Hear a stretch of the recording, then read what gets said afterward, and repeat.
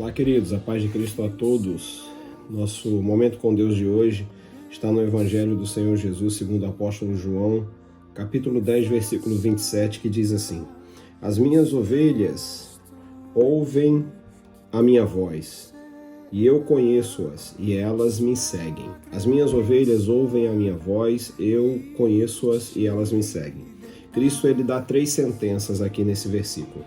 Nesse texto, se você tiver um tempo de fazer um devocional e ler esse texto, você vai perceber que Jesus estava no templo, estava passeando pelo alpendre de Salomão, quando os fariseus o cercaram, indagando até quando vai deixar nossa alma aflita, angustiada, cheia de dúvidas e tal, por que não se declara publicamente, literalmente, que tu és o Filho de Deus, que tu és o Cristo. Na verdade, eles não tinham a intenção de acreditar em Cristo.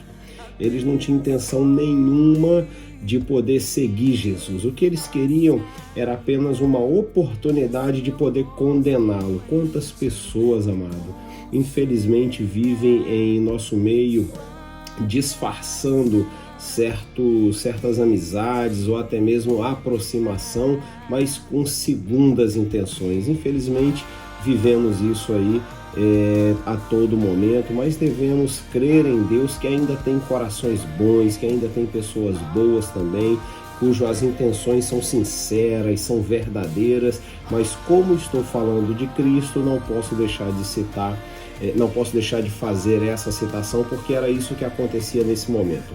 Os fariseus se aproximavam dele com segundas intenções, dizendo: se anuncia publicamente, mas para que possamos crer em ti, para que a nossa alma se tranquilize. Na verdade, o propósito era apenas arrumar um meio de condená-lo, um meio de acusá-lo como calúnia, mentira ou qualquer outra coisa desse tipo. Aí Jesus, ele vem dando essa sentença.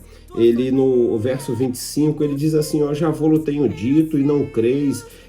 As obras que eu faço em nome de meu Pai, elas testificam de mim. Ou seja, Jesus, ele diz o seguinte, presta atenção.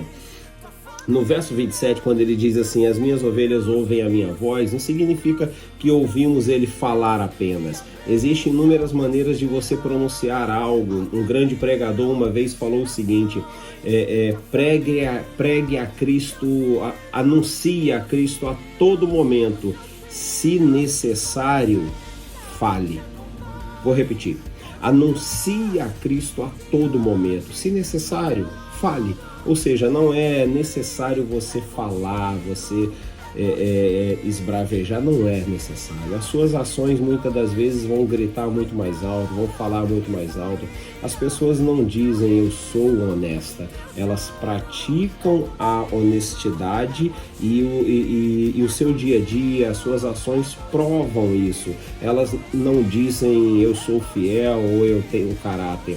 Ela exerce fidelidade, ela vive uma vida de caráter, e isso anuncia. As obras de Cristo anunciava que ele era o Filho de Deus, ressuscitando mortos, curando enfermos, praticando milagres e maravilhas como nenhum outro. A história prova que uma determinada cidade recebeu a visita dele, e por ele já ser muito conhecido, as pessoas trouxeram todos os enfermos, colocaram em meio a uma rua, uma viela, e à medida que ele ia passando por essa viela, as pessoas iam tocando nele e a cura de forma imediata acontecia. E tudo isso era anunciado pelas obras que ele fazia. Ainda assim os fariseus não acreditavam nele. E ele diz assim: as ovelhas ouvem a minha voz. Preste atenção, 3 sentenças nesse versículo. Uma sentença pelo lado de Cristo, 2 sentenças pelo lado da humanidade em si.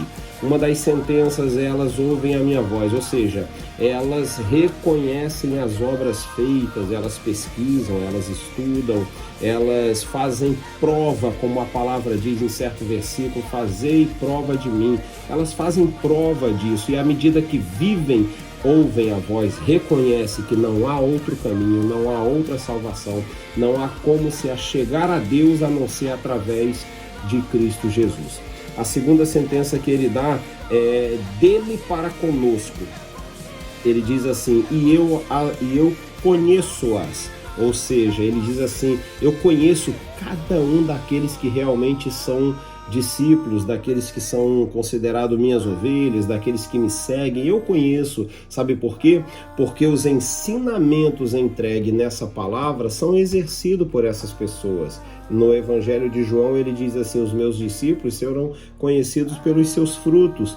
Ele diz também: amai-vos uns aos outros, como eu vos amei. Ele diz assim: praticai a caridade, ajudai ao próximo, pregai o evangelho em tempo e fora de tempo. Todas essas coisas, quando se juntam, não é necessário dizer eu sou cristão. As suas atitudes, o seu estilo de vida indica quem você é, e Cristo certamente está nos céus dizendo assim: olha, eu conheço ele faz parte do meu reino, eu conheço ela e ela faz parte do meu reino.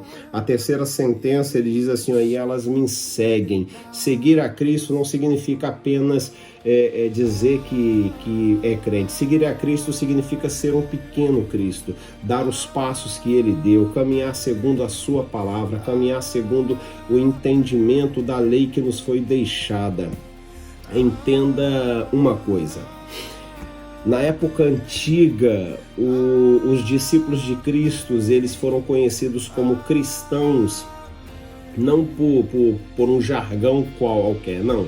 É porque os atos que eles praticavam se assimilavam muito aos atos de Cristo. O estilo de vida, a forma que eles conduziam a sua vida com integridade, com opinião formada, influenciando e não sendo influenciado. A forma que eles conduziam a sua vida se assimilava a Cristo Jesus, e ali eles davam como um jargão para com eles, dizendo assim: olha, eles realmente são uns pequenos cristos, ou seja, segundos cristos, ou imitadores de Cristo, como o próprio apóstolo Paulo se anuncia: imitai a mim como eu imito a Cristo. Então isso acabou gerando a eles esse título de cristão, por viverem segundo a palavra de Deus, imitando os passos de Cristo